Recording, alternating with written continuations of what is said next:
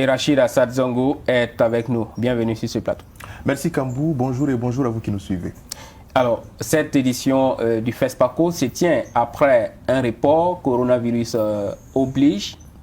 Et au-delà du contexte sanitaire, il y a également le contexte sécuritaire du Burkina Faso. Quelle appréciation sur ces aspects organisationnels? Merci Kambou, on va dire question très pertinente. Et là-dessus, je pense que les organisateurs nous ont rassurés pour ce qui est du dispositif qui est mis en place pour répondre aux défis liés aux questions sécuritaires mais également sanitaires.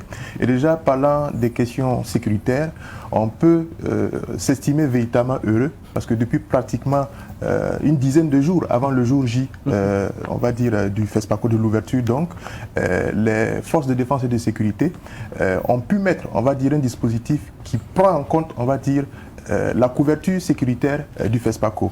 Et là-dessus, il faut savoir que c'est pratiquement 2500 hommes qui ont été mis sur le terrain, donc déployés, à la fois des policiers et des gendarmes. Et les opérations sont diverses. Elles consistent, on va dire déjà, à la fouille de véhicules, contrôle d'identité, identité pour ce qui est des engins, mais identité également pour ce qui est des individus. Et les postes de contrôle ont également été renforcés, de telle sorte que dès qu'il y a une petite alerte, que les interventions soient en tout cas efficaces. À côté de cela, des recommandations ont été, on va dire, formellement, en tout cas, indiquées et informées à un certain nombre de personnes, déjà les festivaliers, qui doivent respecter les mesures sanitaires, mais également sécuritaires. Il faut faire en sorte que, pour ce qui est en tout cas des individus, pour parler des festivaliers, faire en sorte d'être d'abord soi-même maître de sa propre sécurité. Il faut mettre à l'abri, on va dire, nos objets précieux. Pour ce qui est de nos engins, faire en sorte que les moyens roulants soient véritablement dans, on va dire, les parkings. Il ne faut pas isoler justement son engin pour que ce soit après un danger pour soi-même. Ouais. Et pour ce qui est, on va dire de façon générale, pour la population burkinabé, il faudra qu'on aide véritablement les forces de défense et de sécurité à permettre que la sécurité soit. Et pour cela, il faut collaborer. Et je pense que le maillage, en tout cas, qui est mis en place pour ce qui est dispositif sécuritaire, permet en tout cas de nous estimer, comme je l'ai dit, heureux quant à la bonne tenue du FESPACO cette année. Voilà. En tout cas, un dispositif sécuritaire bien en place. Espérons que tout va bien se passer. Et cette édition du FESPACO, comme je l'ai dit, se tient sous le thème Cinéma d'Afrique et de la diaspora. Nouveaux regards, nouveaux défis. Comprenez-vous, entrevoyez-vous la pertinence de ce thème dans le contexte actuel? Merci Kambou. Je pense que la ministre en charge de la culture l'a relevé dans son discours. Elle a recité justement la thématique, montré les enjeux et la pertinence, je pense, de la thématique. Et là-dessus, je m'alignerai pratiquement dans son propos, mais où je pense qu'il faille insister par rapport à cette thématique.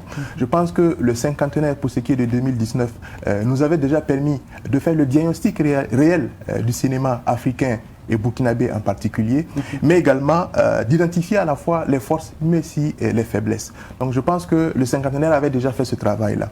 Pour ce qui est de cette année et pour la 27e édition, je pense que le thème cinéma d'Afrique, diaspora, pour parler de la diaspora, mais également pour ce qui est du regard à porter sur ce type de cinéma-là, c'est une sorte d'appel à faire, à mon sens, un jugement de valeur, un regard critique et surtout on va dire, de penser cinéma d'avenir. Voilà, je pense que c'est ce qui est véritablement important. Donc, il s'agira aussi, dans le fond, de renforcer les bases de l'industrie cinématographique qui est aujourd'hui métamorphosée par la technologie. Vous savez qu'aujourd'hui, qui parle de cinéma et cinéma d'avenir prend en compte les aspects qui sont en lien avec le développement de la technologie. Et enfin, je pense qu'à travers ce thème-là, il va s'agir aussi d'enrichir le rapprochement entre les différents peuples en termes d'expérience en matière de cinéma. Vous n'êtes pas sans savoir que dans le programme, il est prévu un certain nombre d'activités qui vont concourir à cela. Des conférences, des panels, des tables rondes, des espaces de réseautage, mais aussi récréatifs, et bien entendu des projections de films, autant d'activités qui, à mon sens, en tout cas, vont permettre d'atteindre les objectifs fixés à travers cette thématique-là. Une chose pour laquelle je vais être achevé pour cette question-là, vous savez que le Sénégal est pays invité d'honneur. Ouais. Je pense que là-dessus, c'est un bon choix. Quand on sait que en matière de cinéma, le Sénégal fait partie, en tout cas, quoi que l'on dise, des modèles en termes de cinéma. Et j'en veux pour preuve et pour cela, je citerai quelques cinéastes comme ça de renom. Samen Ousmane, vous avez Safi Faye et le double étalon d'or du Sénégal qui est Alain Gomis. Tout à fait. Autant d'exemples comme ça, tout à fait. Autant d'exemples comme ça qui, en tout cas, nous permettent de légitimer ce choix du Sénégal en tant qu'invité, un pays invité d'honneur. J'espère on espère du moins que ça sera un enrichissement mutuel pour que le cinéma du Burkina, le cinéma d'Afrique, justement, connaissent une éclosion bien plus forte. En tout cas, Ouagadougou, qui est la capitale du cinéma africain, le FESPACO qui bat son plein. Parlons à présent des coulisses de ce FESPACO. Il y a cette polémique sur la sélection des artistes qui doivent presser à la cérémonie officielle d'ouverture. Tout à fait. Quelle est votre appréciation? Vous parlez justement, on va dire, des propos des coulisses. Et là-dessus, je ne vais pas tergiverser ou sinon attiser, on va dire, la flamme. Vous avez vu que la cérémonie d'ouverture a pu bel et bien se tenir, elle a pu se tenir comme il se doit. Des artistes ont presté, à la fois de la diaspora, mais également burkinabé. Je pense que c'est le cinéma, de façon générale, qui gagne. Voilà. Il n'y a pas lieu véritablement de polémiquer là-dessus, quand on sait que c'est un appel à candidature qui a été justement fait, et suite à cet appel à candidature, un casting a été fait et ces personnes ont été sélectionnées. C'est vrai que les dires vont dans plusieurs sens, en termes de spéculation. Beaucoup y voient une sorte de politisation de la chose, mais quoi qu'on dise, je pense que dans la liste, il y a à la fois des Burkinabés, mais également des artistes qui appartiennent à la diaspora. Et pour moi, c'est le cinéma de façon générale, c'est la culture africaine qui gagne. Et peut-être pour d'autres occasions, d'autres artistes feront partie de cette liste-là. Ce n'est pas seulement le FESPACO qui est la tribune où peut justement montrer leur talent pour ce qui est des artistes. Voilà. Et je pense que d'autres activités culturelles sont en vue où ces artistes-là pourront justement montrer leurs preuves. Et c'est bien évident, il n'y a pas cet événement où on peut faire prester tous les artistes à une cérémonie d'ouverture. Donc quoi qu'on dise, il y aura toujours des mécontents. Ceux qui ont été sélectionnés, on peut dire que c'est leur chance. Tout à fait. Voilà. Et là-dessus, je profite pour souhaiter bonne fête du cinéma et très bon FESPACO à tous.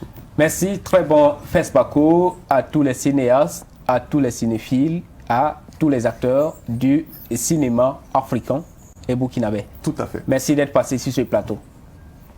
Et en plus du FESPACO, l'autre actualité majeure de cette semaine, c'est bien l'ouverture du procès de l'assassinat de Thomas Sankara et de ses 12 compagnons le 15 octobre 1987. Le procès qui s'est ouvert le 11 octobre a été suspendu pour 2 semaines. Les avocats de la défense ont besoin du temps pour mieux s'imprégner du dossier. Siblina Kielsé nous en dit davantage. Après la présentation des 12 accusés présents à l'ouverture du procès, les avocats de la défense ont demandé le report du procès d'1 mois pour que certains d'entre eux puissent mieux s'imprégner des dossiers de leurs clients. Cette demande a été acceptée, mais les juges ont estimé que 2 semaines sont largement suffisantes. Cette décision est saluée par les avocats des 2 parties, la défense et la partie civile. Nous avons entendu les arguments de nos confrères qui estimaient qu'ils n'étaient pas à mesure de défendre le dossier parce qu'ils avaient reçu les pièces avec un peu en retard. Dans l'optique d'un procès équitable qui respecte les droits de la défense, nous avions consenti qu'un ce renvoi leur soit accordé. J'ai soutenu la demande de renvoi parce que le dossier il est volumineux. Il y a eu des constats qui ont été commis d'office à la dernière minute. Il faut qu'ils aient le temps, le droit de la défense. Le conseil de la partie civile a demandé l'enregistrement audio ou audiovisuel du dit procès qu'il qualifie d'historique. Le tribunal a rejeté cette demande et promet de respecter la loi. Maître Prosper Faraman de la partie civile dit prendre acte de cette décision du tribunal.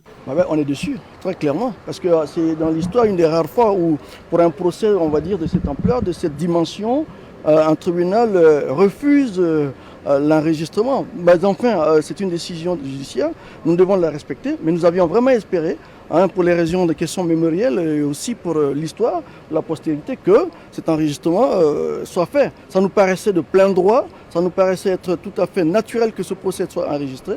Mais enfin, le tribunal en a décidé autrement, nous en prenons acte. Pour maître Moumouni Kopio de la Défense, le tribunal n'a fait que respecter la loi en rejetant la demande de la partie civile. Je demandais à ce que la loi soit appliquée. La loi dit qu'on n'enregistre pas les procès. Okay? La seule prise de note que la loi prévoit, c'est le greffe, vous voyez, le plumitif, le gros registre qu'il y a là. C'est ce que la loi a prévu. J'ai refusé qu'on déroge à la loi, je n'ai pas refusé qu'on enregistre. Je ne veux pas entendre parce que je ne vais pas m'allier à une violation de la loi. Et si ça avait été le cas, on ne parlerait pas. Luc Damiba, le secrétaire général du mémorial Thomas Sankara, se dit attristé par ce rejet du tribunal, car c'est la mémoire du pays qui va perdre un pan important de l'histoire. C'est bien dommage pour l'histoire du pays. Parce que dans 20 ans, 30 ans, les chercheurs, des historiens, la mémoire même de notre pays va perdre un pan important. Et nous sommes assez tristes pour cette décision qui ne va pas dans un sens de préserver la mémoire du président Sankara et de la Révolution.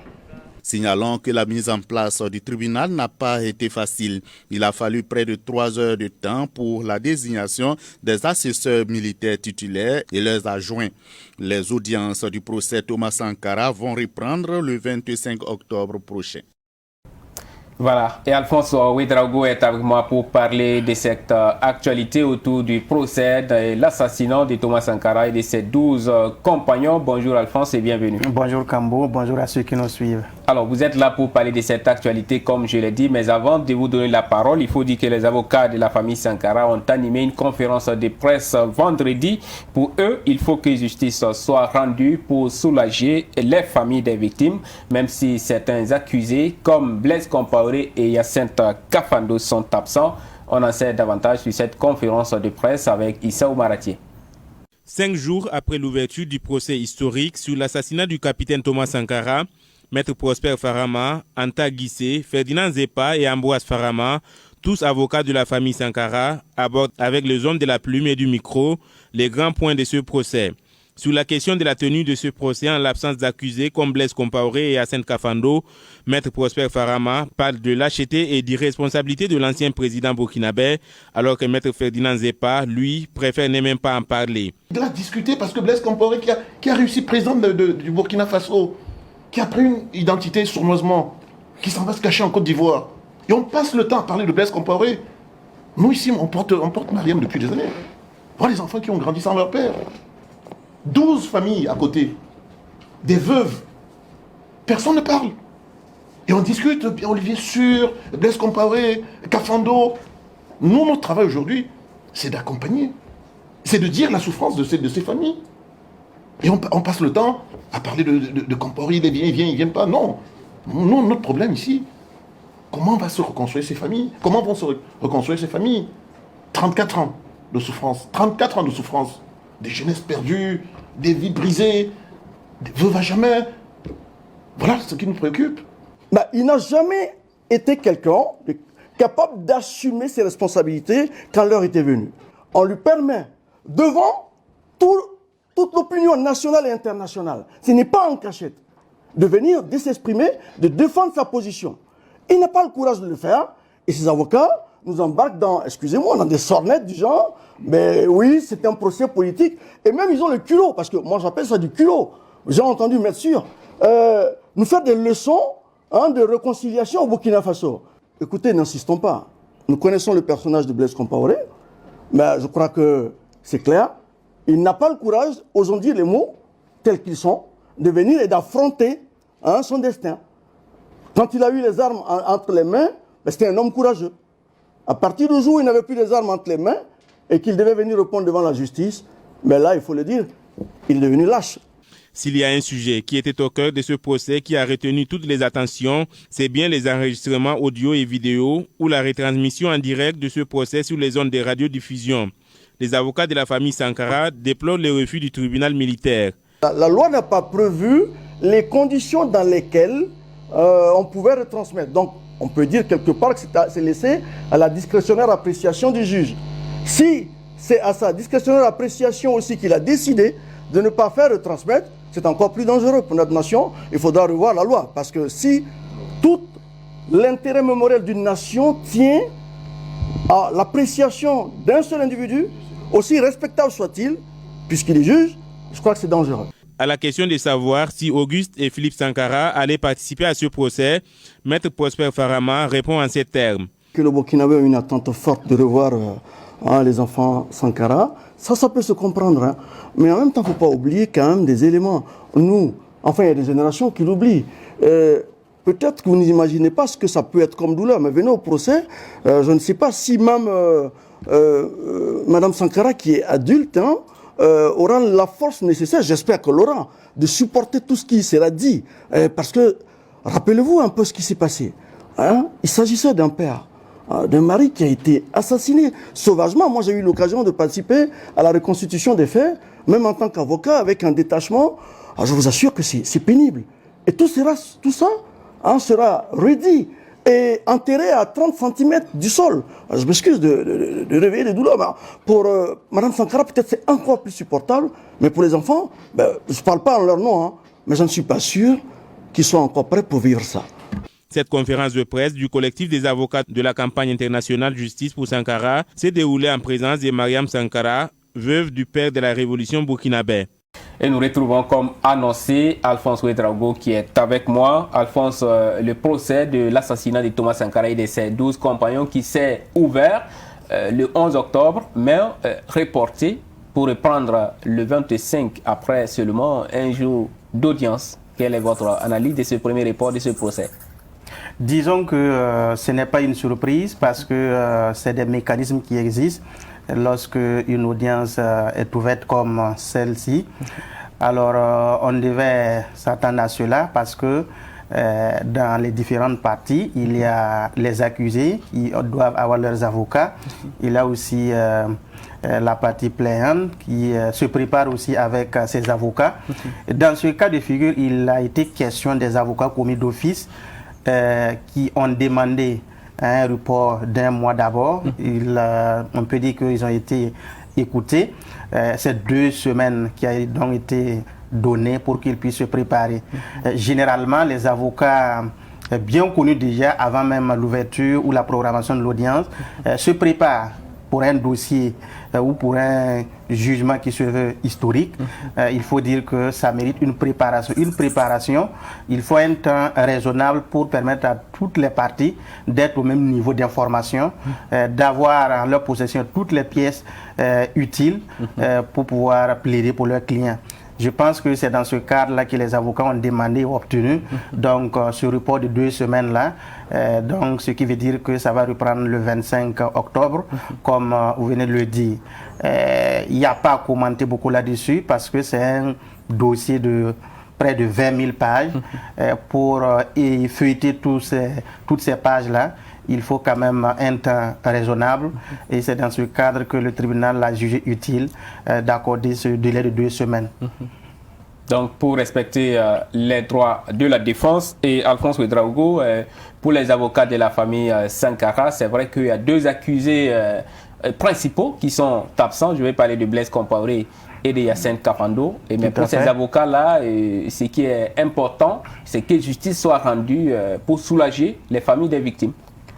Tout à fait, parce que c'est la manifestation de la vérité qu'on attend ici. Il y a la famille des victimes qui attend effectivement que justice soit rendue. Justice soit rendue, ce qui veut dire que la culpabilité des uns et des autres doit être établie. Et après cela, on va donc avoir les condamnations, chacun en ce qui le concerne par rapport à son implication. Je pense que c'est ça aussi l'aspect important dans le procès. Après cela, la famille verra qu'est-ce qui est prévu en termes de réparation. Tout cela, c'est important, ça va ressortir.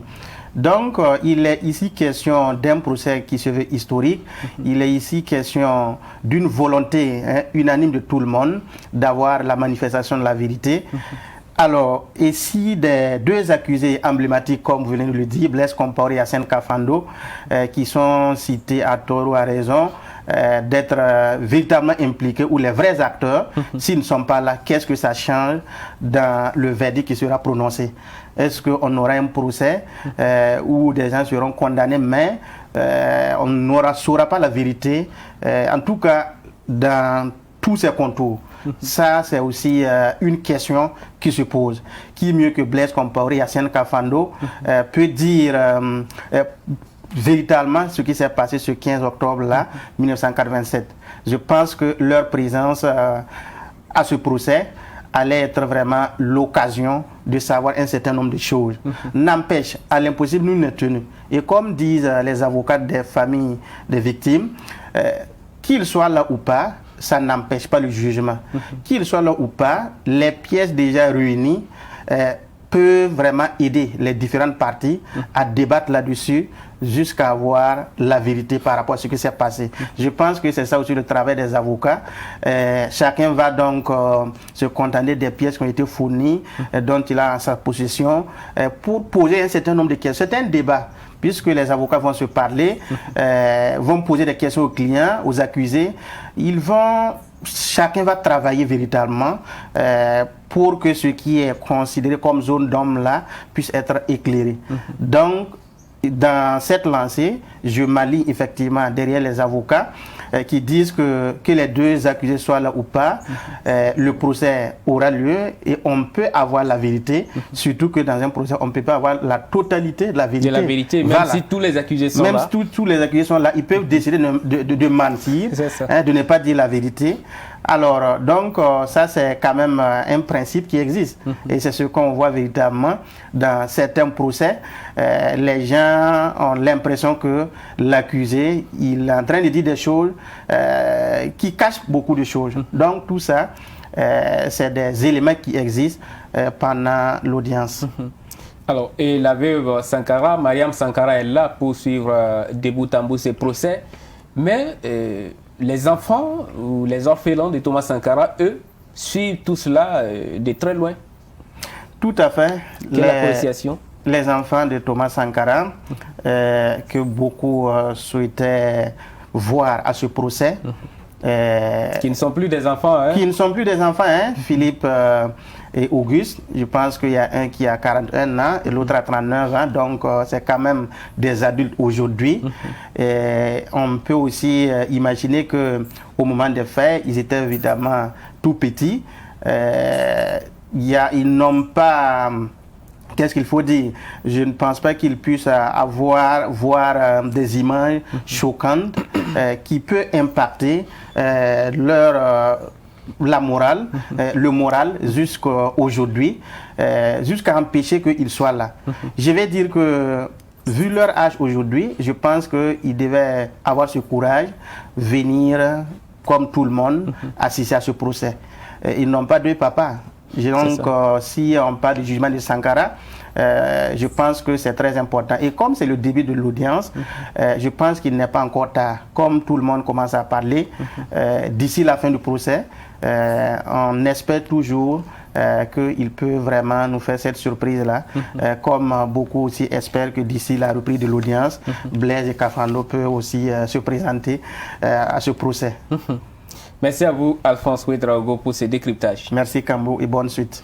Merci. Et l'autre actualité qui a marqué cette semaine, c'est l'incident entre population civile et militaire à Pau. Et l'armée nationale a demandé pardon à la population de Pau mercredi, 2 jours après les affrontements entre militaires et civils dans la nuit du 11 au 12 octobre autour d'une affaire de femmes. Le chef d'état-major de l'armée de terre y a conduit une mission. La mission a rencontré les autorités religieuses et coutumières et les leaders d'opinion et a rendu visite aux blessés. Mardi, la hiérarchie militaire annonçait des sanctions disciplinaires à l'encontre des militaires fautifs. De son côté, le procureur du Faso, près le tribunal de grande instance de Pau, annonce l'ouverture d'une enquête en vue de situer les responsabilités sur cet incident. Dans un communiqué, le procureur Nestor Kientiga précise que la dite enquête a été confiée à la brigade territoriale de gendarmerie de Pau qui a déjà enregistré des plaintes. Il rassure également toutes les victimes que tout fait infractionnel que révélera l'enquête sera traité traiter et conformément à la loi. Et pour traiter de cette actualité, nous recevons à présent Stéphane Sanou qui vient de s'installer. Bonjour Stéphane et bienvenue. Merci, bonjour Cambou, bonjour à tous et à toutes. Alors, une descente musclée pour reprendre ce terme qui est devenu populaire après l'incident de Pau, des militaires qui bastonnent des civils sans distinction parce qu'un de leurs collègues a eu une altercation avec des civils. Quelle analyse faites-vous de cet incident survenu du côté de Pau cette semaine? Bébé Cambou, il faut d'abord regretter ce qui s'est passé. Il faut vraiment déplorer ces incidents, ces actes qui ne devraient pas avoir lieu. Ce sont des actes qui ont occasionné des blessés. On parle de 32 blessés et hospitalisés, plus une personne dans le coma, selon les dernières informations. Donc ce sont des actes à déplorer et à regretter surtout. Ce sont des actions qui nous amènent encore à inviter la population ou inviter toute personne d'éviter de se faire justice, parce que la question de se faire justice soi-même devient de plus en plus récurrente au Burkina Faso et tous les Burkinabés doivent aujourd'hui éviter, comme je l'ai dit, de se faire justice. Il faut vraiment qu'on soit animé d'un esprit de patience, de tempérance, de cohésion et surtout de faire confiance à la justice, parce qu'il faut être patient et faire confiance à la justice, parce que si chaque fois il faut se rébeller, il faut se lever pour agir violemment contre toute chose, ce ne sera pas intéressant, ce n'est pas intéressant et à chaque fois ça porte un coup sur la cohésion sociale, ce qui n'est pas vraiment du goût pour tout le monde quand on entend ce genre de choses, quand on fait face à ce genre de choses, c'est pas intéressant, ça devient inquiétant parce qu'il ne se passe plus un trimestre ou un semestre même au Burkina Faso sans qu'on ait eu affaire à des violences de tous ordres, en passant par l'est ou l'ouest, au centre ou bien au sud du Burkina. C'est toujours des actes de violence qu'on fait face et ce n'est pas intéressant. Il faut vraiment qu'on y pense sérieusement et qu'on évite de se faire justice chaque fois parce que ce n'est pas intéressant. Cette réaction des militaires qui n'a pas été du goût de la population de Pau, qui au lendemain a manifesté, les manifestants ont fait sortir les élèves qui ont barricadé les routes et qui exigeaient que les militaires fautifs soient affectés. Tout à fait, Bébé Cambou. On peut considérer que la réaction de la population est quand même légitime parce que c'est une population sans défense qui a vécu malheureusement ce molestement des militaires parce qu'une population sans défense, on vient, on vous frappe et sans rien comprendre. Peut-être beaucoup d'innocents certainement ont été blessés, ont été frappés sans avoir compris ce qui se passait. Donc vous voyez que c'est une réaction spontanée et légitime à mon sens. Une population sans défense ne peut que se comporter de la sorte, ne peut que se rebeller de la sorte parce que tu es sans arme. Quelle est ton arme en ce moment pour faire face à une situation dans laquelle tu as été pris à partie sans rien comprendre? Donc c'est une réaction légitime, mais ça a déploré parce que ça ne participe pas à une cohésion sociale entre forces de défense et population, alors qu'on a besoin de cette alors qu'on a besoin de cette cohésion actuellement. Alors, on a vu cette réaction de la hiérarchie militaire qui a produit tout de suite un communiqué annonçant des sanctions disciplinaires à l'encontre des militaires fautifs identifiés, mais également une enquête pour identifier tous les militaires fautifs qui auraient participé donc, à ces actes-là. Quelle analyse faites-vous maintenant de l'attitude de la hiérarchie militaire? Il faut dire que la hiérarchie a eu une réaction prompte et rapide. Je crois que c'est une réaction salutaire et c'est une réaction justement qui a permis une accalmie de la situation. Sinon, la population était vraiment campée sur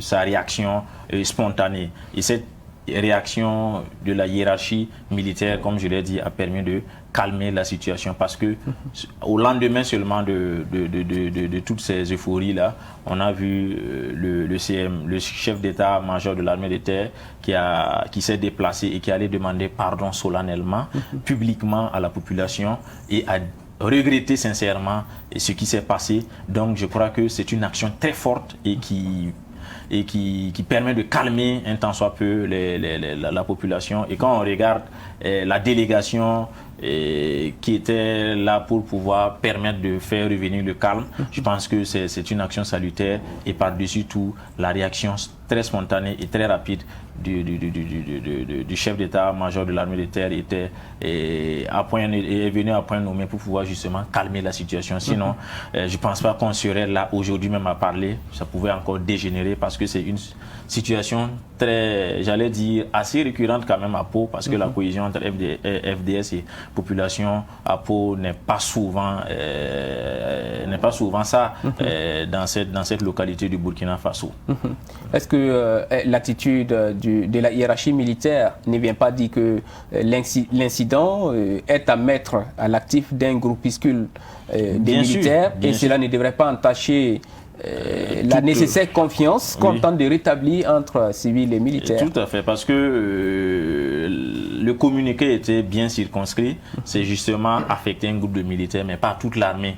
Et dans le communiqué, il ressort encore que ce sont des attitudes à éviter, parce que on doit, au stade où nous sommes, on a besoin d'une cohésion entre population et FDS, et le communiqué fait ressortir nécessairement cela. Et il y a des sanctions disciplinaires, des sanctions propres à l'armée qu'on va justement infliger à ces militaires qui ont eu à observer ces comportements antidisciplinaires. Donc, je pense que ce communiqué est arrivé à point nommé, et ce communiqué circonscrit, comme on l'a bien dit, ces choses qui sont arrivées. Toute l'armée, c'est pas tous les militaires des Pau, il s'agit tout simplement d'un groupuscule. C'est ça. En tout cas, il y en a dans tous les corps, des gens difficiles à maîtriser. Il y a toujours des brebis galeuses partout. C'est ça. Alors, maintenant, au-delà des sanctions disciplinaires annoncées par la hiérarchie militaire, on a vu également ce communiqué du procureur qui parle de l'ouverture d'une enquête pour que les responsabilités soient situées. Bien sûr, sur cet incident-là.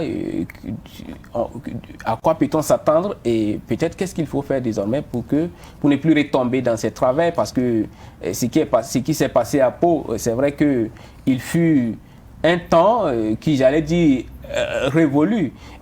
C'était des incidents qui étaient récurrents, mais quand même depuis un certain temps, on n'en entendait plus parler. C'est ça. On pensait que c'était fini jusqu'à ce que, hélas, à Pau, on nous apprenne que ça s'est passé cette semaine. Oui, et ce communiqué du procureur appelle justement tout témoignage, toute personne qui pourrait témoigner face à cette situation est appelée à témoigner, et certainement on peut dire que dans les jours à venir, on peut s'attendre à une autre évolution de la situation, et comme il s'agit d'une affaire judiciaire proclamée par le procureur du Faso. Mais vraiment, c'est des comportements à éviter, surtout à Pau. Comme on sait, à un moment donné, c'était très récurrent, et après, il y a eu une accalmie de la chose. Ce qu'il faut faire vraiment, c'est de travailler à une cohésion entre population et FDS. C'est très très important, et la situation dans laquelle nous vivons actuellement commande une cohésion très sincère et très une cohésion assez habituelle entre la population et les FDS. Sinon, on n'arrivera pas à vraiment se battre contre le terrorisme, contre l'insécurité.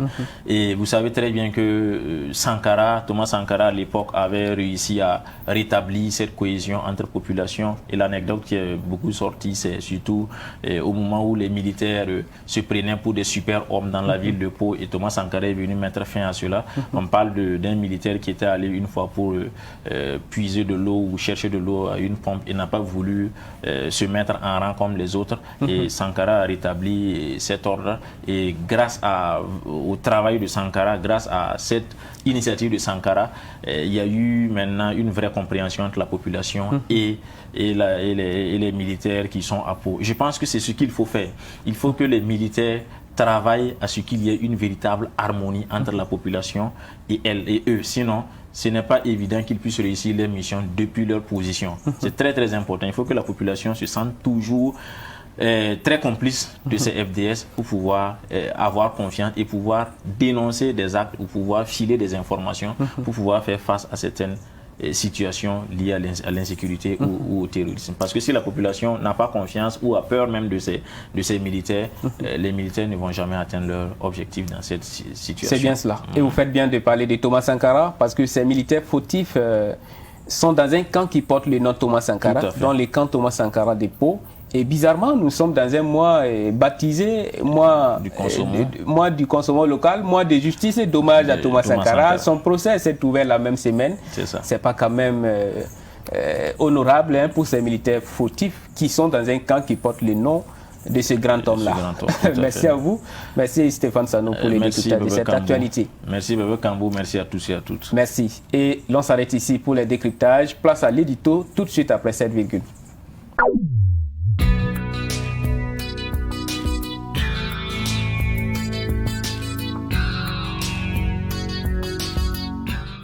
Et l'édito de la semaine, c'est avec le directeur de l'information de Savane Média. Bonjour à vous, Soumaïl Arabo, et bienvenue. Bonjour, Bekojo Kambou. Bonjour à toutes et à tous. Merci.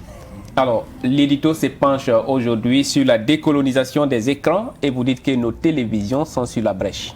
Oui, Bekojo Kambou, vous vous souviendrez qu'il y a 2 ans, à l'occasion du 50e du FESPACO, j'évoquais ce que le cinéma représente dans la culture et ce que la culture représente dans le développement. Et j'avais pris en exemple le plan Marshall qui, après la Deuxième Guerre mondiale, avait permis de reconstruire l'Europe, mais avec le cinéma américain. En son temps, des westerns qui permettaient aux Américains de faire voir aux Européens les films dans lesquels ils avaient les produits que les Américains voulaient exporter vers l'Europe. Entre autres, les guines, entre autres, la cigarette Marlboro et d'autres choses encore. C'est tout vous dit sur ce que le cinéma peut véhiculer voilà, comme culture et comme antichambre économique quand on a de la perspective. Vous vous souviendrez aussi que les pionniers du FESPACO en 1969 avaient mis en bonne place comme objectif la décolonisation des écrans pour faire en sorte que les films africains soient vus par les Africains. Et en son temps, il n'y avait pas de structure de cinéma en haute volta. Il n'y avait pas non plus encore de réalisateurs de films voltaïques. Et donc c'est avec beaucoup de volonté que les pionniers ont porté ce qu'est aujourd'hui le Festival panafricain du cinéma et de la télévision. Bien entendu, en autre objectif, ils voulaient aussi brasser les cinéastes africains entre eux. Ils voulaient aussi trouver les moyens de financer davantage les films africains pour qu'ils soient vus ça et là. 52 ans après, on est toujours en train de se demander pourquoi on n'a pas suffisamment décolonisé nos écrans, à travers surtout au moment où les grandes salles tirent le diable par la queue, au moment où les télévisions sont en train de prospérer et où les télévisions sont portées par des fils et filles d'Afrique. Ça me fait penser comme ça à l'incident qu'il y a eu il y a quelques semaines seulement à la radio diffusion télévision du Burkina avec des scènes homosexuelles à l'écran parce que tant que les films vont nous venir d'ailleurs, on ne pourra pas garantir leur contenu culturel parce que c'est pas la culture de chez nous et même quand on aura regardé, c'est pas sûr qu'on aurait percé pour toutes les scènes tout le mystère du message qu'il y a derrière que les concepteurs ont voulu y mettre. C'est pourquoi je pense que si nous voulons penser à nous-mêmes, si nous voulons repenser nous-mêmes, si nous voulons reculer pour mieux sauter, il faut que nous nous engagions résolument dans l'œuvre de décolonisation de nos écrans. Et là, je ne parle pas de ce défi-là des cinéastes africains et de la diaspora qui veulent avoir davantage de production, qui veulent avoir davantage de possibilités de subventions, éventuellement d'accompagnement pour tourner davantage de films. Je pense aux diffuseurs que nous sommes, télévision que nous sommes, qui prospérions d'une manière ou d'une autre parce que nous avons l'avantage d'avoir l'adhésion du public.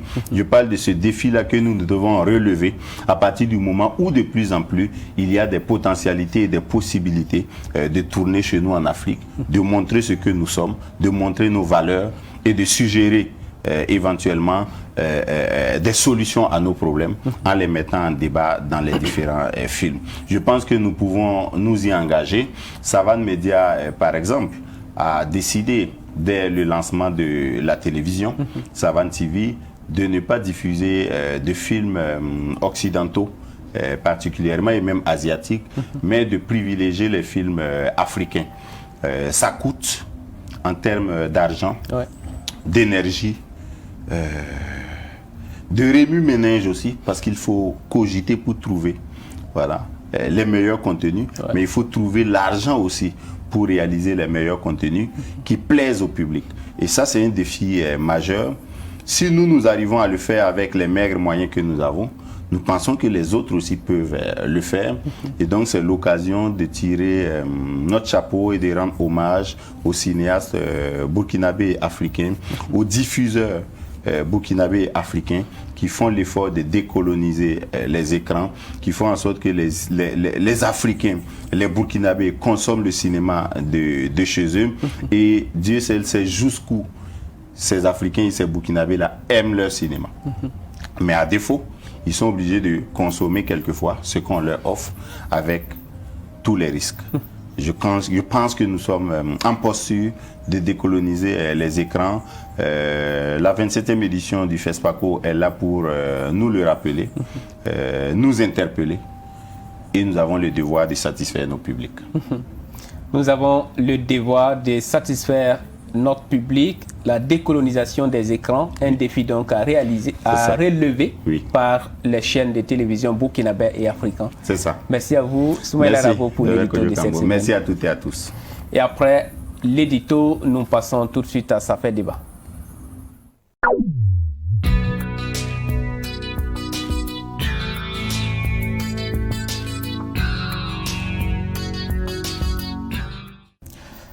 Ça fait débat se penche aujourd'hui sur la diplomatie et plus précisément sur la diplomatie économique du Burkina Faso.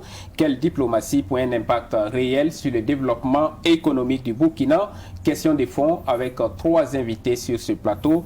À ma droite, Dr Poussi Sawadogo, il est diplomate conseiller en formation de l'IACDI, l'Institut d'accompagnement des carrières diplomatiques internationales, également enseignant à l'UNEI, l'Institut des hautes études internationales, et à l'ULB, l'Université libre du Burkina Faso.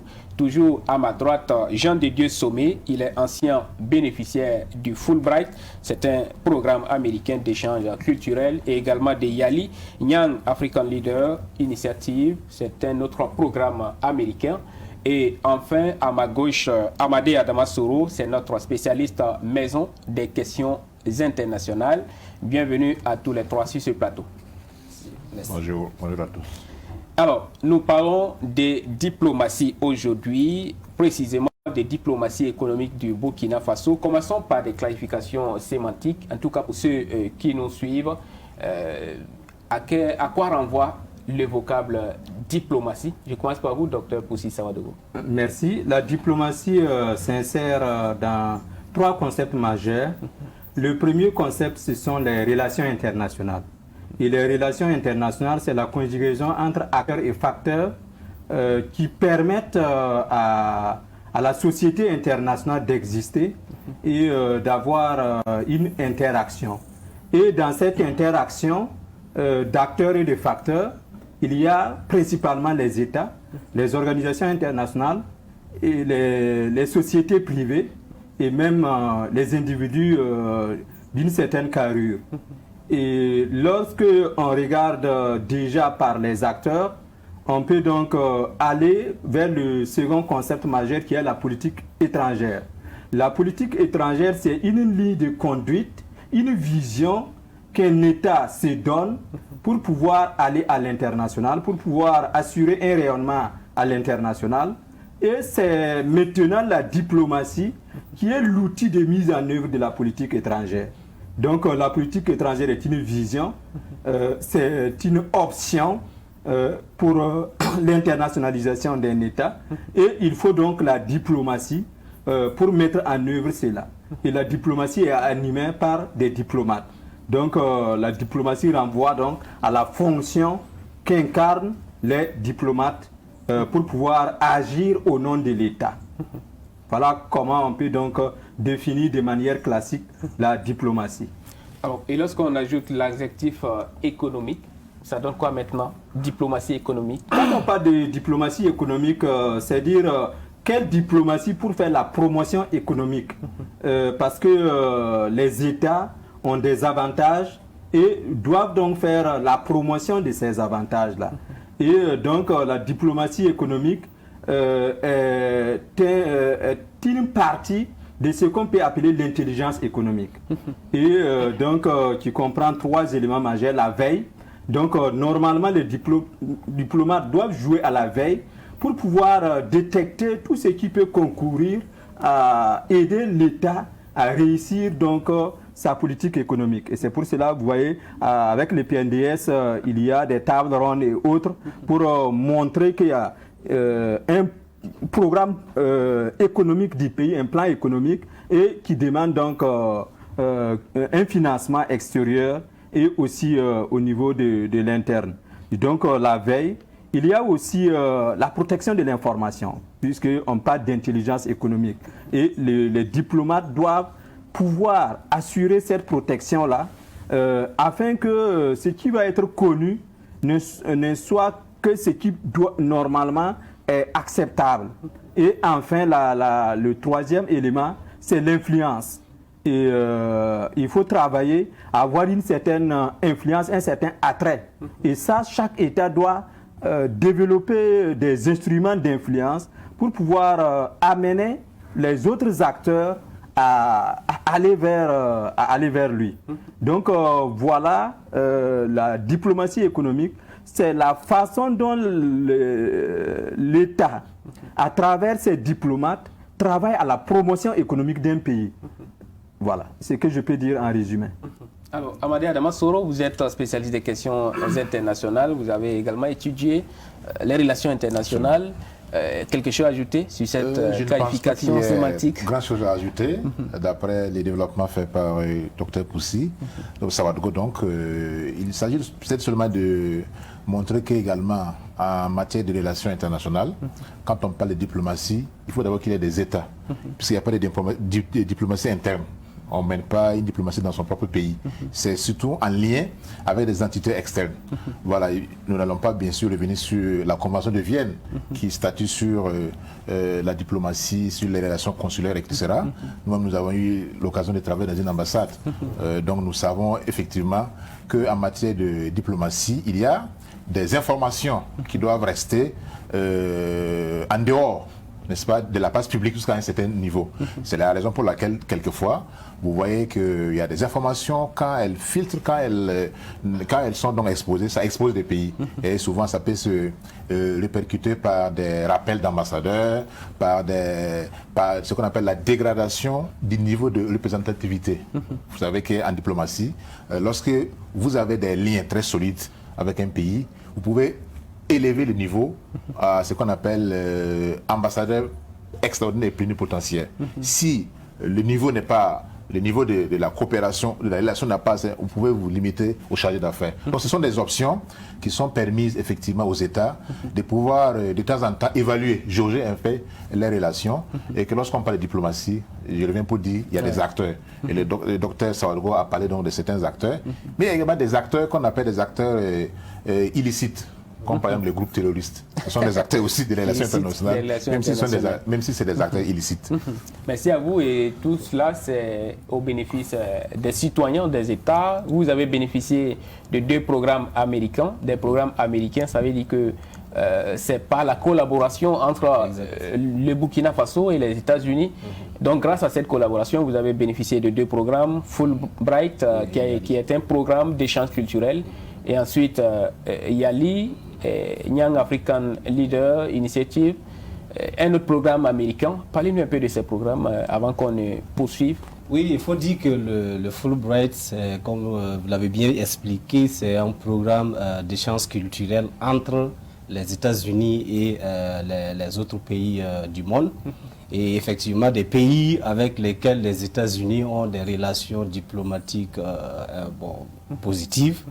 Et en fait, c'est un programme qui permet aux jeunes, et, disons au monde académique donc des pays partenaires, de venir s'imprégner en fait des réalités culturelles, des pratiques culturelles, que ce soit les pratiques académiques ou sociales des États-Unis, voir ce qu'ils peuvent tirer donc de ce contexte américain et apporter donc à leur pays.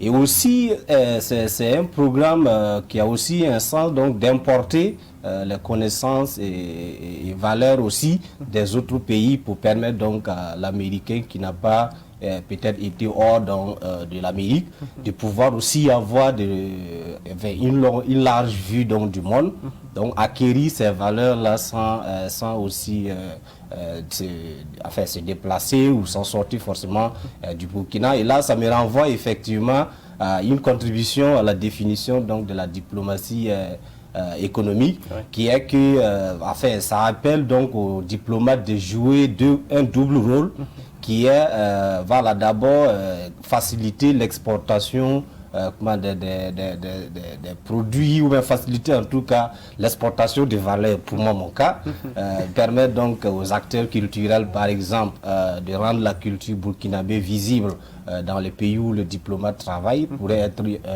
une de ses contributions, mais aussi travailler à importer aussi ce qui est positif et qu'il a appris dans les pays où il a été mandaté. Et donc c'est vraiment ça aussi le Fulbright. Donc on part avec des valeurs, on part avec une vision du monde, et on partage donc ces valeurs avec nos hosts, et au retour, on acquiert des Américains et également des autres participants qui viennent au programme. Et le YALI, c'est pratiquement la même chose, sauf que les thématiques sont beaucoup plus différentes, puisque le YALI met beaucoup plus l'accent sur le leadership, l'entrepreneuriat et puis la gestion donc de l'administration publique, alors que le Fulbright a vraiment un ensemble donc, de programmes académiques, voilà, pour ceux qui veulent donc améliorer donc leur profil sur le plan académique. Alors, je reviens à vous, Dr Poussi Sawadogo. Quel est exactement le rôle de la diplomatie économique pour un pays? Oui, disons d'abord que la diplomatie a pour vocation de contribuer à la paix et à la sécurité internationale. C'est la vocation d'ailleurs des Nations Unies, et les États du monde s'inscrivent dans cette logique. Et la diplomatie économique, c'est vraiment promouvoir le développement, contribuer à la prospérité des États. Donc c'est essentiellement la prospérité qui est la finalité de toute diplomatie économique. Absolument. Oui, bien sûr. Nous avons des partenaires de plusieurs types. Il y a des partenaires qui nous appuient en matière de formation. Il y a aussi des apports également en termes d'appui budgétaire, etc. Mais est-ce que notre diplomatie, telle qu'elle est menée actuellement, nous permet d'avoir des retombées économiques?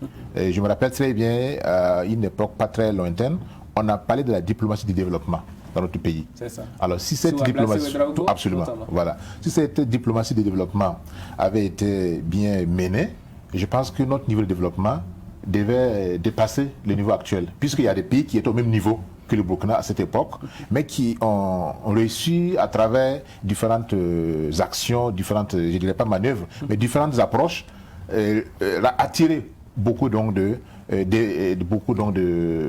structures, de sociétés. Prenez l'exemple comme le Sénégal par exemple. Si vous voyez le Sénégal, en Afrique de l'Ouest, c'est l'un des pays qui a le plus de représentation diplomatique. On parle de 80 missions diplomatiques résidentes dans un pays comme le Sénégal. Nous, on est à moins d'une cinquantaine, voyez-vous. Donc, cela dépend également de la force de frappe du pays et de la manière dont le pays choisit également ses partenaires. Il y a des partenaires qui sont prompts à vous aider financièrement. Il y a d'autres qui conditionnent leur financement. D'autres aussi qui regardent quel est votre positionnement géopolitique avant de d'aller plus en profondeur sur cet aspect-là. Cela me renvoie vers le Dr Poussi Sawadogo. Est-ce que pour vous qui êtes spécialiste de la diplomatie économique du Burkina Faso à l'heure actuelle a des retombées palpables sur son développement économique, comme l'a dit Amadea Damasoro? Ok, permettez-moi de revenir sur les axes de la diplomatie économique pour dire, il avait évoqué ça en restant dans le programme Yali, mais il faut différencier la diplomatie du développement de la diplomatie économique. Et l'économie, c'est vraiment un domaine à part. Les diplomates sont là pour assister. Et quand on parle de diplomatie économique pour un pays, c'est d'abord comment le pays s'organise pour se vendre à l'international.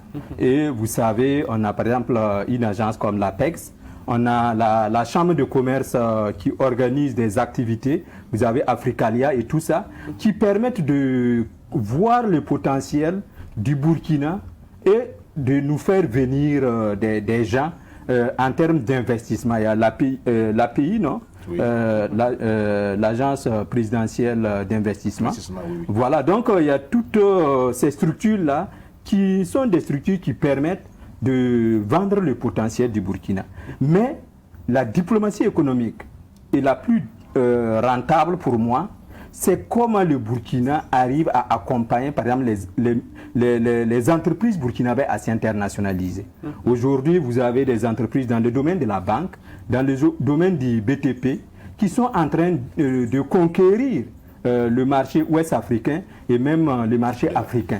Comment la diplomatie peut être un outil pour que c'est... Parce qu'en réalité, on a suffisamment reçu d'aide, suffisamment reçu de ressources de l'extérieur en termes d'APD et tout ça, qui aujourd'hui les gens ne veulent même pas de ces concepts. Mais qu'est-ce que nous vendons? Est-ce que notre expertise peut aller à l'international? Nous avons des grandes entreprises au Burkina qui peuvent s'internationaliser. Nous avons des experts qui peuvent vendre leur expertise à l'international en termes de consultation. Nous avons pas mal de possibilités. Comment la diplomatie peut être en arrière-plan et soutenir tout cela? Et vous avez parlé du Sénégal. Le Sénégal dit que sa principale matière première, ce sont ses ressources humaines. C'est-à-dire le Sénégal cherche à placer un peu partout dans les organisations internationales des Sénégalais. Ce qui permet à ces Sénégalais, lorsqu'il y a des opportunités qui peuvent être orientées vers les pays en voie de développement, le Sénégal est prioritaire. Parce qu'à Montréal, on dit que bon, si ton papa est dans la distribution, bon, il ne faut pas t'inquiéter, tu auras ta part. Donc, tout ça s'inscrit dans la logique de la diplomatie économique. Mais il faut déjà savoir quel est notre potentiel et quelle économie on veut développer et comment aider nos acteurs économiques. Parce que quand on parle d'économie, il faut beaucoup voir les privés. Parce qu'on a l'impression que bon, c'est les ressources qui vont nous venir. Il faut tisser les relations avec des pays qui peuvent nous apporter des ressources. Bon, oui, ça ne permet pas de se développer. Il faut préparer les gens, même à l'expatriation. En Europe, en France, c'est ce qu'ils font. Qu'est-ce que les jeunes, on dit qu'il n'y a pas de travail, mais il y a des niches. En Afrique de l'Ouest, on peut préparer nos jeunes à aller vers ces niches économiques-là. Et ça, c'est une diplomatie économique qu'il faut... C'est aux diplomates qui sont accrédités dans les pays de faire la veille. Et puis dire, dans tel pays-là, voilà les opportunités dont les Burkinabés peuvent tirer. Et puis, la formation doit suivre. La formation aussi bien des diplomates, pour leur permettre de pouvoir détecter cela, mais la formation des jeunes, pour que toutes ces opportunités qui peuvent se présenter, ils puissent pouvoir s'incruster dedans. Donc, pour moi, c'est absolument nécessaire d'aller au-delà des financements, que ce soit les partenaires bilatéraux ou multilatéraux, et voir comment nous-mêmes, on peut générer un capital humain, une expertise, comme les banques, dans le domaine des banques, dans le domaine du BTP, dans d'autres domaines, pour exporter. Vous avez certainement des écoles supérieures, même au Burkina ici, qui ne sont pas du Burkina. Il y a par exemple des écoles qui ont été créées au Sénégal et qui sont exportées ici. Il y a des écoles, il y a une école suisse au Burkina, une université suisse, etc. etc. Marocaine, etc. Donc, c'est de l'économie. Il y a l'économie de l'éducation, il y a l'économie de la culture, il y a l'économie dans tous les secteurs. Et on parle de plus en plus de la géoéconomie. La géoéconomie. Exactement. Je voulais compléter, pour ne pas oublier mon idée, à ce que le docteur Sawadou disait. En réalité, lorsqu'on dit que c'est le privé qui est le moteur de la croissance, c'est une réalité. Mais en Afrique, le plus souvent, nous, on a tendance à séparer les choses. Ça ne se fait pas comme ça à l'extérieur. Prenez par exemple, pour revenir sur l'incident du fiasco du marché des sous-marins français, mais c'est l'État français. Mais Naval Group, c'est une société privée, même si l'État français a des actions. Mais vous allez vous rendre compte qu'il n'y a aucune société occidentale à l'extérieur, même si elle est privée, sans que la force, la puissance publique soit derrière. Lorsque, par exemple, les Américains qui ont quitté l'Afghanistan disent qu'ils ont dépensé des milliards, etc. Mais en réalité, ce sont des sociétés américaines qui ont bénéficié de ces financements, qui étaient en Afghanistan en train de travailler. Donc, tant que nous, les Africains, nous ne percevons pas qu'on ne peut pas livrer nos privés, nos nationaux comme ça, mais c'est rare, par exemple, de voir un national burkinabé, ou africain en général, qui se lève pour aller s'installer dans un pays et qu'il y a la puissance publique derrière. Ils vont dire, il faut les laisser, ils vont aller se débrouiller là-bas. On a même beaucoup d'étudiants. Moi, par exemple, je suis arabisant, je n'ai pas fait de français. J'ai fait l'école arabe. Mais je n'ai jamais eu une bourse. Et il n'y a pas assez d'étudiants comme ça, en tout cas arabophones, qui gagnent des bourses de l'État. Mais ce sont ces personnes souvent qui, par exemple, qu'on peut, je vais parce que je n'ai pas besoin d'un poste, voilà, donc qu'on peut mettre dans les ambassades. Nous avons combien d'ambassades arabes? Au Burkina, nous avons presque 5 ambassades arabes. À l'extérieur, nous avons plus que ça.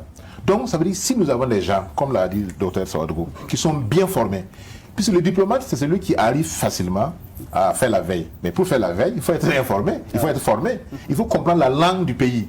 Voyez-vous, donc vous ne pouvez pas envoyer un diplomate dans un pays qui ne comprend pas la langue. Donc ça va poser un problème. Vous serez obligé de livrer vos secrets d'État à des individus nationaux là-bas. Qui doivent traduire à ce moment. Or, si nous avons l'expertise locale, nationale, bon, c'est là, mais je pense que c'est en train on est en train de corriger cela. Alors, Monsieur Sommet, vous avez bénéficié des 2 programmes américains, Fulbright et Yali. J'imagine que vous n'êtes pas le seul jeune Africain qui a bénéficié de ce programme.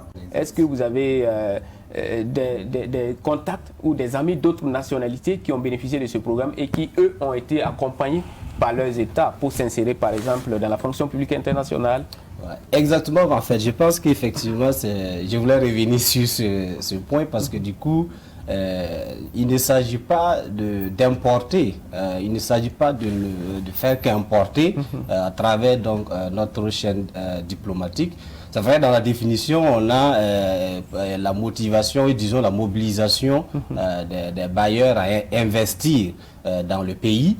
Même pour moi, en fait, le plus important, c'est ce qu'on arrive à faire sortir. C'est ça. Et malheureusement, c'est ce qui nous manque. Dr Poussi Sawadogo parlait tout de suite du fait que pour le Sénégal, par exemple, la première ressource, c'est la ressource humaine. Donc on cherche à exporter. Exact. Maintenant, dans notre contexte, quand j'ai essayé de parcourir le bilan de la mobilisation des ressources du PNDS en 2018, il y a fait des sommes qui ont été mobilisées au niveau donc, des partenaires bilatéraux et partenaires multilatéraux qui sont en fait des sommes très importantes. Mais quand tu analyses en fait voilà, quelle est la durabilité ou disons comment est-ce qu'on peut maintenir, on peut pas maintenir en fait ce type d'investissement pour le long terme. Donc qu'est-ce que nous faisons par exemple pour que voilà, les entreprises ou bien ceux qui ont des valeurs, ça peut être des valeurs culturelles de tout. J'ai écrit un article sur le faso.net où je parlais effectivement de la nécessité même de redéfinir certains thèmes, par exemple les thèmes d'intellectualité. Comment est-ce qu'on peut peut-être redéfinir ces termes quand on dit culture, que ça ne soit pas forcément, disons, le ministre de la culture qui prend la parole, mais que quand on dit culture, ça soit par exemple quelqu'un comme le Moro Naba, qui doit aller communiquer à l'ONU sur la culture Mouaga ou la culture burkinabé. Et si il doit le faire, c'est sûr qu'il y aura un autre burkinabé qui va l'accompagner pour interpréter. Donc ça devient en fait une chaîne de valeur qu'on crée autour voilà, des détenteurs du savoir, par exemple, du savoir culturel. Parlant donc du Fulbright, je sais qu'on est nombreux qui sont revenus donc, du programme et qui, enfin, en tout cas pour le moment, je ne sais pas, mais on n'a pas pour le moment un mécanisme de suivi voilà, de tous ceux qui reviennent donc au pays avec des connaissances ou en tout cas des expertises d'une manière ou d'une autre. Alors ces personnes reviennent, ils tapent à toutes les portes et la porte qui s'ouvre, c'est là-bas ils rentrent. Et donc la plupart de ces personnes qui reviennent avec des valeurs pour réinvestir au Burkina, finissent par aller les réinvestir dans des sociétés que le Burkina a attirées. Et le dernier bénéfice repart donc ailleurs et non au Burkina Faso. Donc je pense que la diplomatie, si on veut vraiment que ça puisse contribuer à l'économie du Burkina, il faudrait qu'on travaille aussi à avoir donc un mécanisme de capitalisation de tout ce que le Burkinabé apporte de l'extérieur et aussi tout ce que les autres aussi nous injectent sur nous donc de l'extérieur.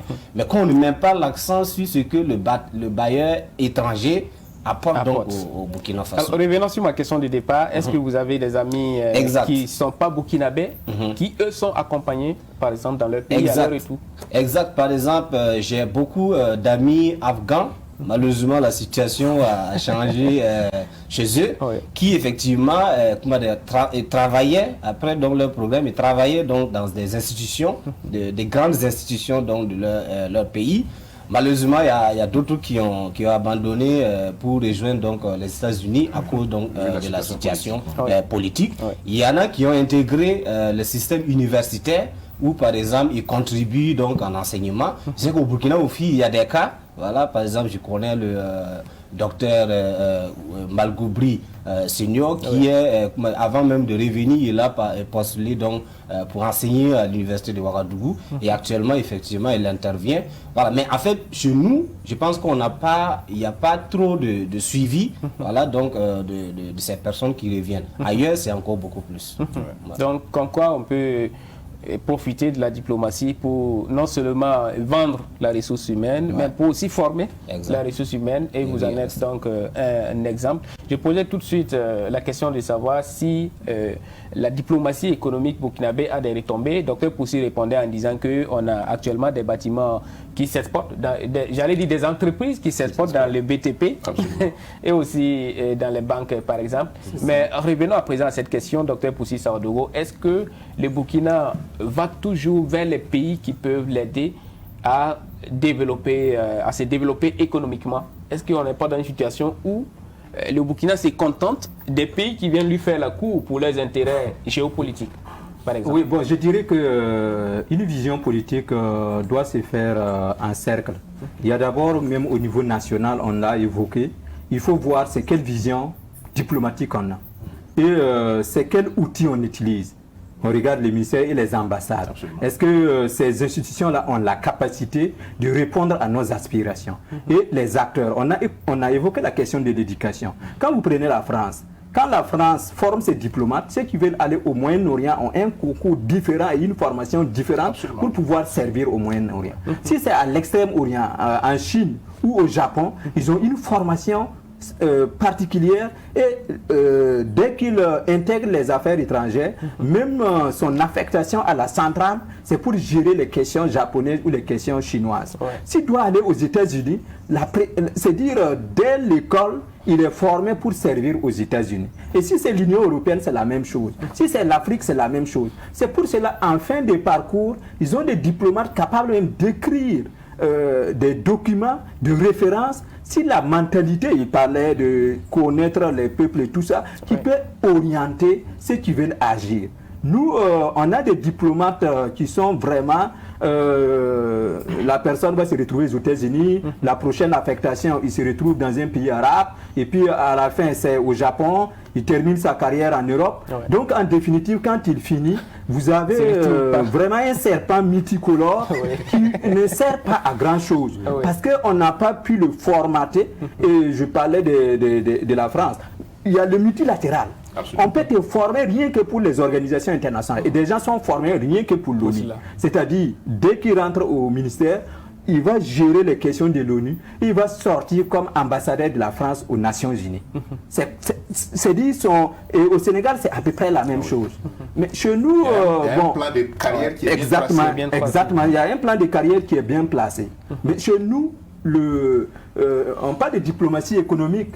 C'est un concept qui existe et qui est expérimenté ailleurs. Mais chez nous, ce n'est pas, même à l'INEI, la dimension diplomatie économique n'est pas tellement enseignée, explicitée, pour qu'ils aient les compétences pour l'appliquer. Donc, c'est vous dire que ce premier cercle qui est le cercle national, il faut déjà réfléchir à le voir. Ensuite, il y a le cercle du voisinage. Quand vous parlez de diplomatie économique, nous gagnons davantage avec la Côte d'Ivoire qu'avec un autre pays, je ne vais pas citer. Donc il faut savoir, un ambassadeur ivoirien d'ailleurs l'avait dit, entre le Burkina Faso et la Côte d'Ivoire, c'est un mariage avec interdiction de divorce. Donc par conséquent, il faut savoir comment on gère cette relation particulière. Nous avons une relation particulière avec le Ghana, qui est d'une autre langue, qui peut nous enrichir davantage. Est-ce que nous formons des diplomates pour tirer avantage de notre proximité avec le Ghana? On aurait pu gagner davantage avec. Donc il y a ce niveau du voisinage. Il y a le niveau régional. Prenons le cas de la CEDEAO. Est-ce que nous préparons nos diplomates pour tirer profit de la CEDEAO, notamment du Nigeria, qui est un leader régional incontestable? Comment on imagine nos relations avec le Nigeria? Et après, au niveau continental, on parle aujourd'hui des marchés communs. La monnaie commune africaine est en discussion. Donc, pour moi, ce n'est pas les relations d'aller, bon, c'est qui nous donne plus, mais comment on s'organise pour gagner plus avec, parce que c'est gagnant-gagnant.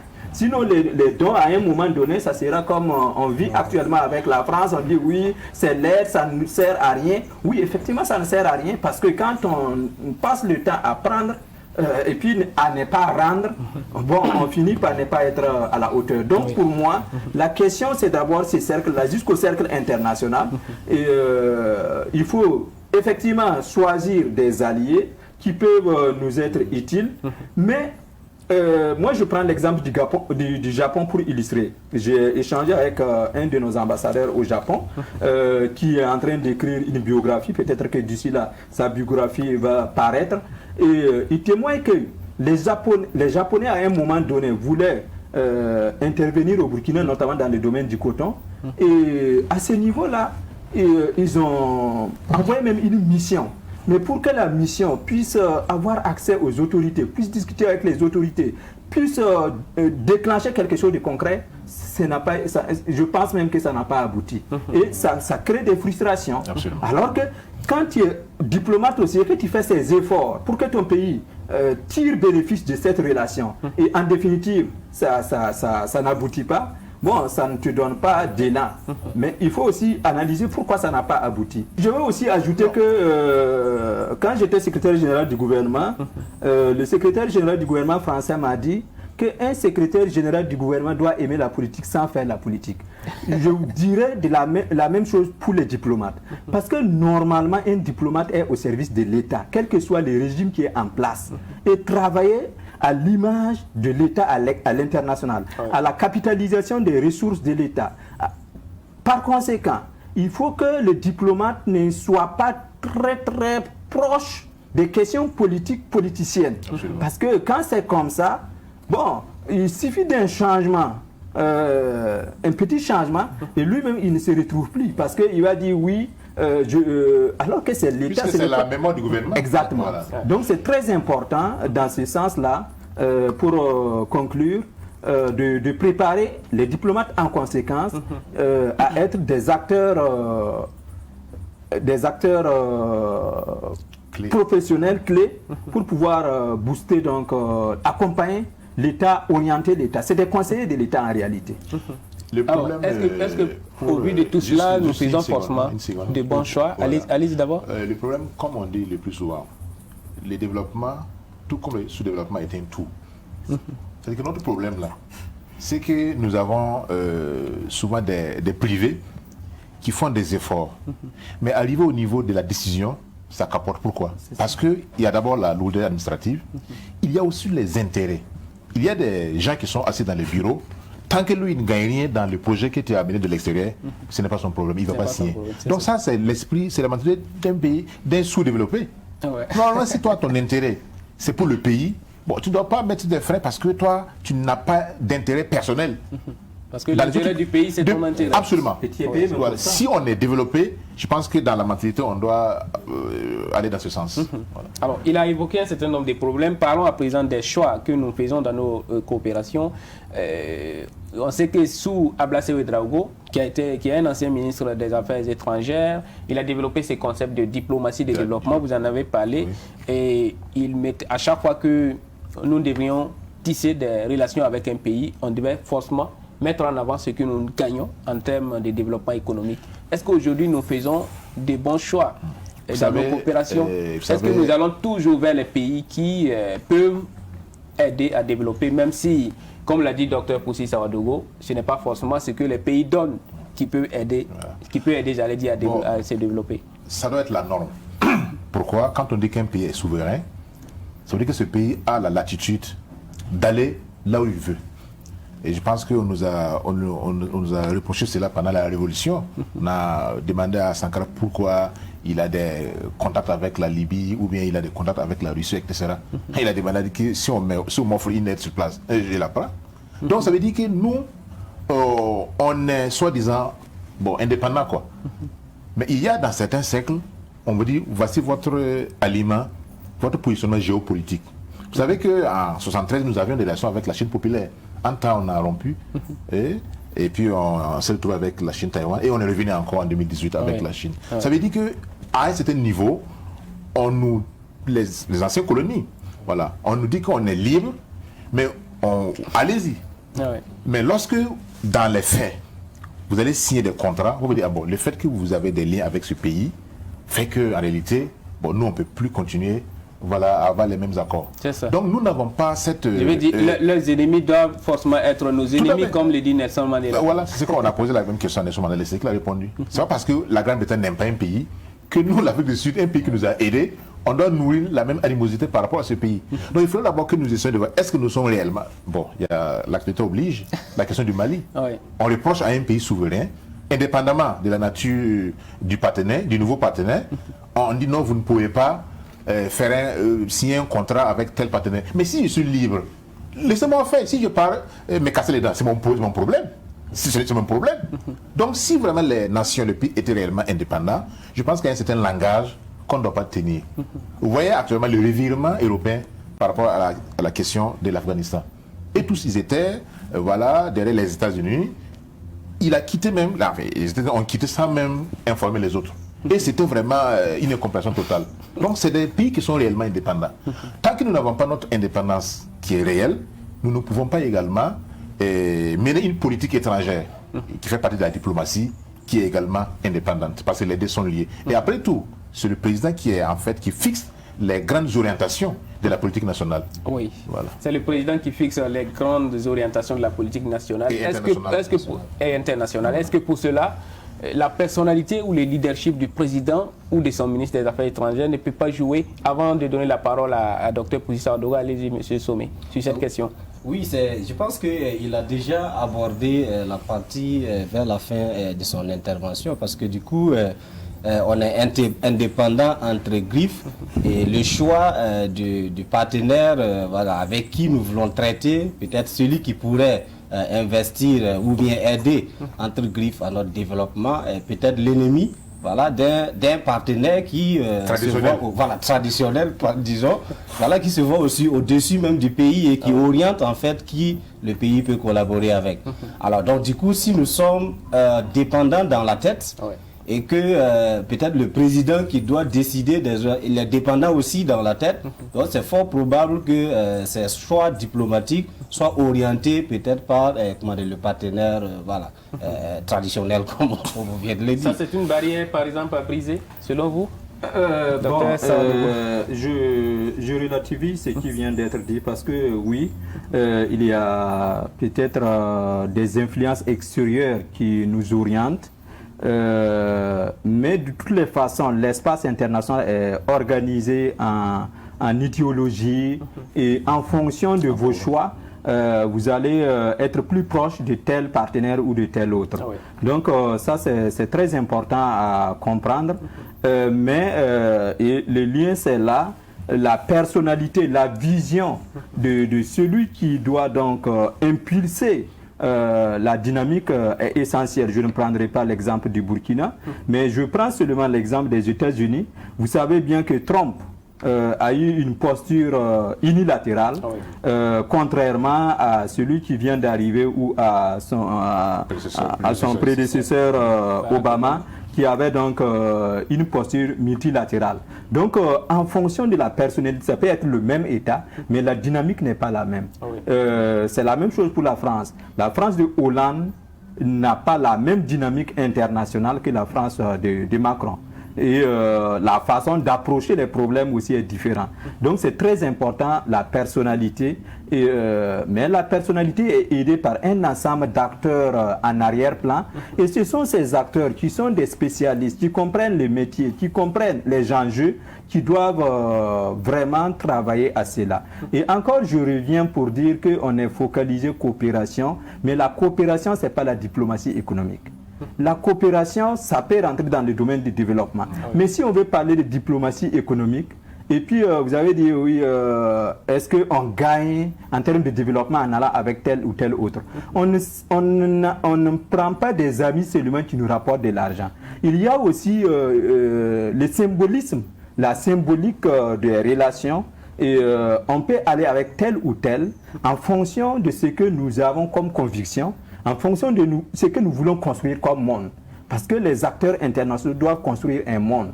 Et c'est pour cela on a plusieurs courants. On a les réalistes, et c'est les rapports de force et les intérêts. On a les idéalistes, et c'est la paix, le droit international, la solidarité qui doit prévaloir. On a les constructivistes, qui pensent que c'est nos perceptions, notre façon de voir le monde qui fait donc la politique étrangère de chacun. Donc si on considère qu'il y a l'axe du mal et l'axe du bien, on va construire notre diplomatie en fonction de ces deux axes-là. Il y a aussi le transnationalisme. Quand vous prenez la pandémie aujourd'hui, qui dépasse le monde entier, qui est devenu un phénomène transnational, qui ne connaît pas de frontières, on ne peut pas l'attaquer de la même manière que les problèmes de souveraineté où chacun peut être jaloux de sa frontière. Vous voyez comment ça se passe aujourd'hui. Et il faut des organisations internationales assez dynamiques comme l'OMS pour pouvoir impulser une dynamique et réunir tout le monde autour. Et ce n'est pas facile dans le contexte actuel. Et je termine par les marxistes-léninistes qui pensent que le monde est organisé comme les pays aussi. On a des ouvriers, les prolétaires, et on a la bourgeoisie. Donc à l'international, on a la classe bourgeoise internationale et la classe prolétaire internationale. Et c'est pour cela qu'ils ont dit prolétaires de tous les pays, unissez-vous. C'est aussi simple que ça. Et avec les latino-américains, avec les africains comme Joseph Kizerbo, Samir Amin, et ils ont développé le concept de l'école de la dépendance. Et l'école de la dépendance, c'est ce que vous venez de dire. On a un centre et une périphérie. Le centre se nourrit du sous-développement de la périphérie. C'est-à-dire, si le jour où la périphérie va se mettre à s'industrialiser, à se développer, le centre va péricliter. Absolument. Donc le centre va faire de telle sorte pour maintenir la périphérie dans sa situation. Donc si on comprend ça, on peut aussi s'organiser et construire sa diplomatie en fonction de ça. Et savoir que ce n'est pas la morale. On a dit oui, les gens ne veulent pas nous laisser. Vous voulez que qui vous laisse? Si lui, il vous laisse, lui, il va disparaître. Donc vous pouvez toujours continuer à pleurnicher. C'est une question de rapport de force et d'intérêt. Soit vous vous assumez, soit vous continuez à pleurnicher. Même au niveau national, c'est la même chose. Il y a des gens qui disent je n'ai pas de poste, je n'ai pas de poste. Si tu n'as pas de poste, crée ton poste. Tu n'es pas obligé d'attendre qu'on te donne un poste. C'est aussi simple que ça. Ce sont donc des intérêts. Se basant sur cette répartition également des différents courants donc géopolitiques, ont également parlé donc de la puissance, l'influence et la nuisance. Voilà, il faut avoir de la puissance, à défaut, influer ou bien nuire aux autres pays. Un pays comme la Corée du Nord, on se pose beaucoup de questions avant donc de vouloir aller faire ce qu'on veut, s'ingérer dans ces pays. C'est ça. Alors, et parlant donc de relations internationales, on a un cas pratique quand même au Burkina, c'est le renouement avec la Chine populaire au détriment de la Chine Taïwan. En tant que diplomate, spécialiste en la matière, comment est-ce que vous appréciez ce revirement du Burkina? si on peut le dire ainsi. Oui, je pense qu'il faut déjà regarder le contexte. On était le seul pays ouest-africain à être seulement avec Taïwan. Et vous avez parlé de personnalité. La personnalité du chef de l'État compte et on a été perturbé depuis 2014 et c'est sûr que les Chinois, la Chine populaire a mis de la pression. Mais aussi le fait d'être avec Taïwan n'était pas un avantage pour nos commerçants, pour ceux qui devaient aller en Chine faire des affaires avec la Chine. Parce qu'on gagne plus à faire des affaires avec la Chine. Peut-être qu'on gagne avec Taïwan en termes de coopération, en termes d'apport... entre États. Voilà, entre États. La population. Voilà. Mais pour que ceux qui font l'économie d'un pays, ils ont besoin de faire des affaires. Et c'est bon de faire des affaires avec la Chine. Et la Chine populaire, en plus, pour terminer, la Chine a un droit de veto. Donc, ça veut dire qu'être avec la Chine, c'est très important.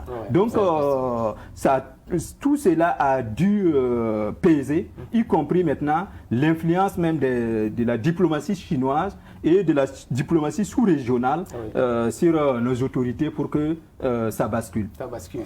Oui. Quelle est votre appréciation sur ces choix? Voilà, en fait, je pense que, comme il a dit, on parle beaucoup plus de chiffres. Donc là, on a une ouverture qui effectivement permet d'importer. Parce que du coup, on a des acteurs économiques qui peuvent profiter.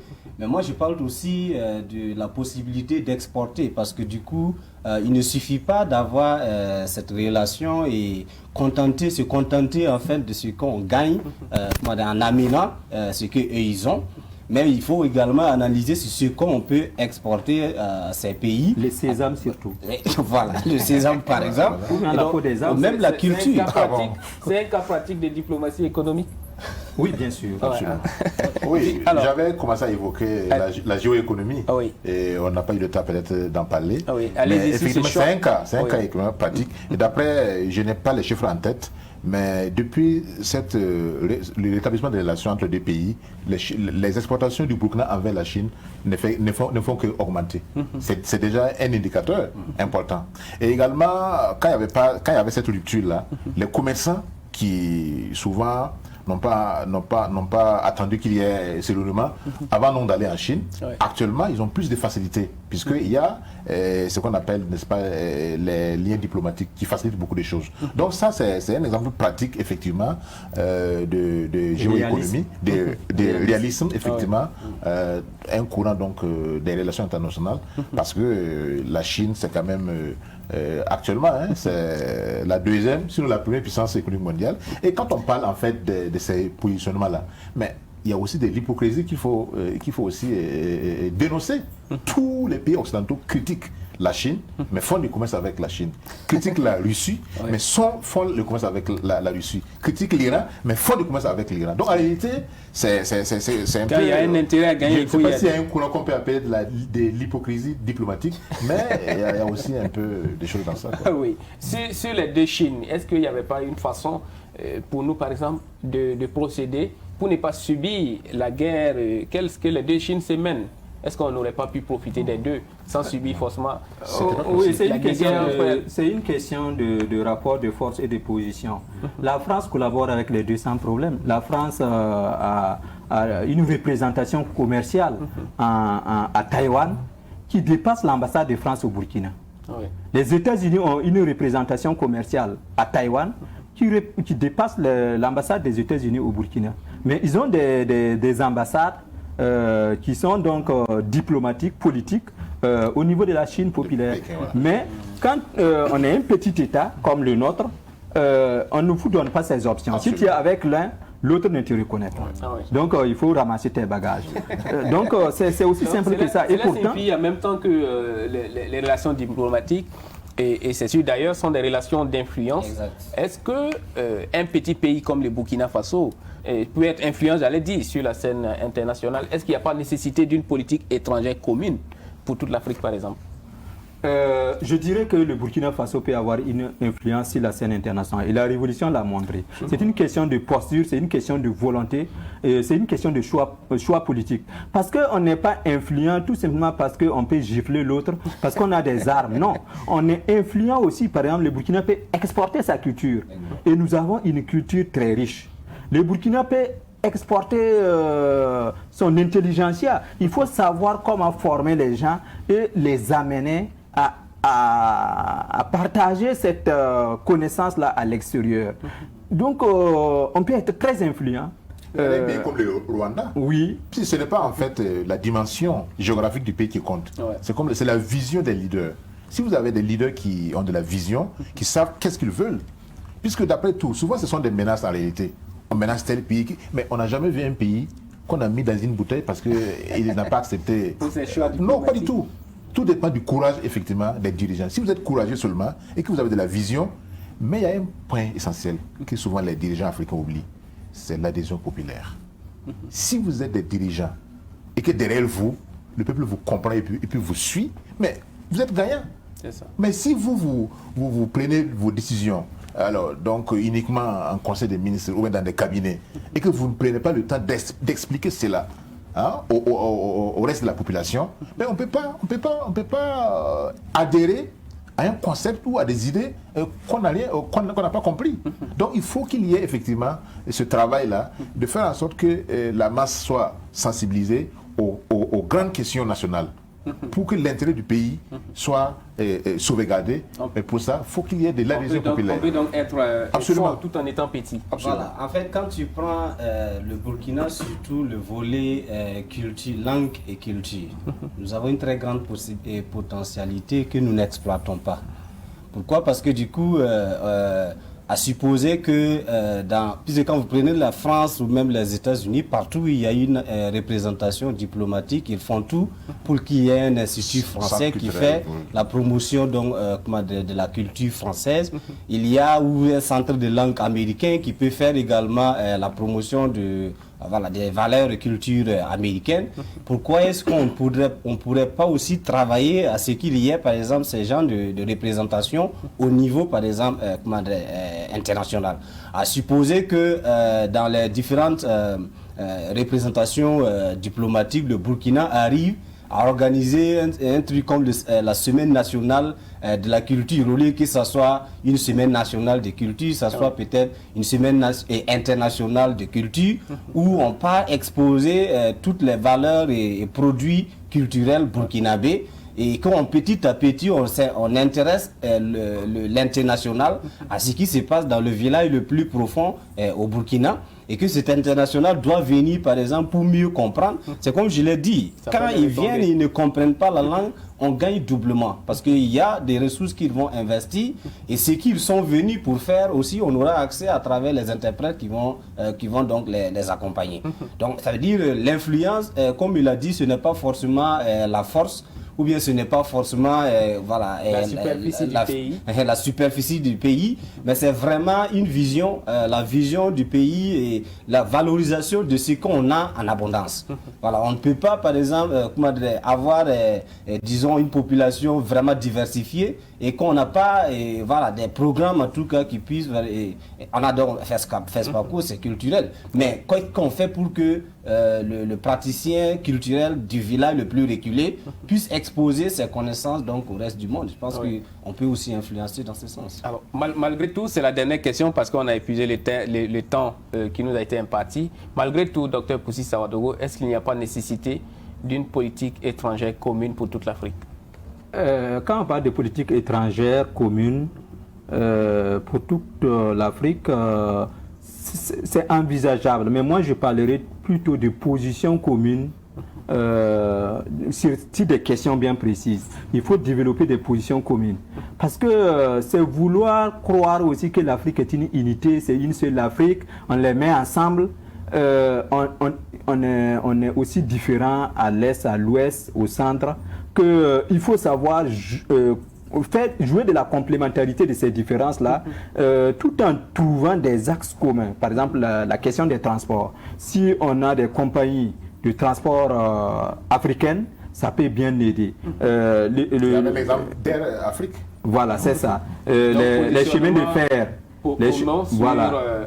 sur des points précis. Voilà, les marchés communs. Merci, on a épuisé le temps qui nous est imparti. Y a-t-il pas nécessité d'une politique étrangère commune pour toute l'Afrique? Comme l'a dit, ça serait un peu utopique, et puisque les pays n'ont pas les mêmes priorités. L'Europe semble réussir cela, non? Pas du tout. Il y a récemment la Pologne qui dit que sa constitution prime sur la constitution européenne, par exemple. Mais en matière de politique étrangère, oui, souvent, mais à l'interne, il y a aussi des débats. Donc ce n'est pas également juste, ce n'est pas gagné d'avance. Alors, M. Sauvé, sur cette question, pour terminer. Oui, je pense personnellement que ça serait un idéal. C'est un idéal difficile à atteindre parce que déjà on souffre pour constituer une unité africaine. Donc vraiment arriver à s'accorder sur comment on exporte et exporte nos valeurs, ça sera vraiment un idéal. Et idéal à la fois. Merci à vous, Jean de Dieu Sommet. Je rappelle que vous êtes un ancien bénéficiaire du programme Fulbright, un programme américain d'échanges culturels, et également du programme YALI, Young African Leader Initiative, un autre programme américain. Merci pour la contribution à ces débats. C'est moi qui vous remercie. Merci également à Dr Poussi Sawadogo, diplomate et conseiller en formation de l'IACDI, Institut d'accompagnement des carrières diplomatiques et internationales, également enseignant à l'INEI, l'Institut des hautes études internationales, et à l'ULB, l'Université libre du Burkina Faso. Merci pour votre contribution à ces débats. Et merci enfin à Amadé Adama Soro, journaliste ici à Savane Média, notre spécialiste des questions internationales. Merci pour la contribution à ces débats. C'est donc tout pour Ça fait débat. C'est tout également pour 7 jours dans la savane. Merci à tous de nous avoir suivis.